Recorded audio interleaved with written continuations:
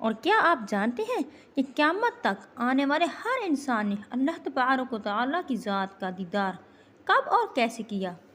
اور اللہ تعالیٰ کی ذات سے ہم کلام ہو کر اس کی وحدانیت کا اقرار کب اور کیسے کیا؟ پیارے ساتھیوں، ان سب سوالات کے جوابات قرآن و حدیث کی روشنی میں آج کی ویڈیو میں ہم آپ کو بتائیں گے، لہٰذا ہماری آپ سے گزارش ہے کہ ہماری اس ویڈیو کو شروع سے لے کر آخر تک ضرور دیکھیے گا۔ پیارے ساتھیوں، اللہ تعالیٰ کی مخلوقات میں سے انسان پہلی مخلوق ہے جس کو اللہ تعالیٰ نے اپنی خلافت کا شرف بخشا اور اپنی خلافت کے منصب پر فائز فرمایا۔